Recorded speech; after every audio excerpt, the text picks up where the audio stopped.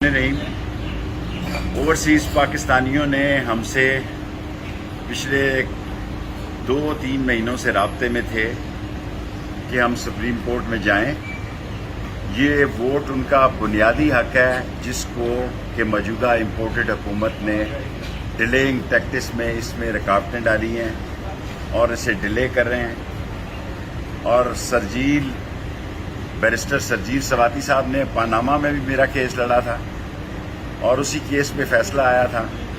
آج بیرسٹر سرجیل سواتی صاحب نے میرے بہاف پہ یہ ریٹ دائر کیا ہے کہ اوورسیز پاکستانیوں کا بھی اتنا ہی ووٹ پہ حق ہے جو کہ 32 بلین 31.کچھ بلین ڈالر لیگل بھیجتے ہیں. جو حوالہ وغیرہ کے ذریعے ہے وہ بعد کی بات ہے. یعنی وہ تقریباً 31 لیگل اور 20 ایک دوسرے لگا 50 بلین ڈالر جو بھیجتے ہیں ان کے ووٹ پر سوالیہ نشان لگایا گیا ہے. 31 بلین جو لیگل بھیجتے ہیں اور پاکستان میں ان کا اتنا ہی حق ہے جتنا کسی اور پاکستانی کا حق ہے. اس لیے آج ہم نے سپریم کورٹ میں ریٹ کی ہے.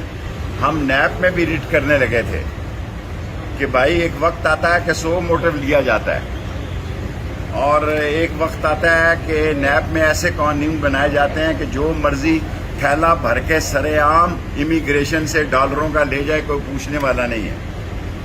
اور جو مرضی انفارمیشن ہو کہ اس نے باہر جائیداد رکھی ہے اس کا پوچھنے والا نہیں ہے. اس کے خلاف بھی آنا چاہتے تھے لیکن عمران خان صاحب اس کے خلاف چلے گئے. ابھی اس کیس کو دیکھتے ہیں. لیکن اوورسیز پاکستانیوں کے ووٹ کے حق کے لیے ہم نے بیرسٹر سرجیل سواتی صاحب کے ذریعے آج ریٹ سپریم کورٹ میں داخل کر دی ہے. انشاءاللہ تعالی جس طرح پاناما جیتا تھا، جس طرح رائل جیتا تھا، اسی طرح اللہ کو منظور ہوا تو اوورسیز پاکستانیوں کو میں میڈیا کے ذریعے یہ خوشخبری دیتا ہوں کہ آپ کو ووٹ کا حق ملے گا. یہ آپ کا بنیادی حق ہے اور بنیادی حق سے کوئی کسی کو نہیں روک سکتا.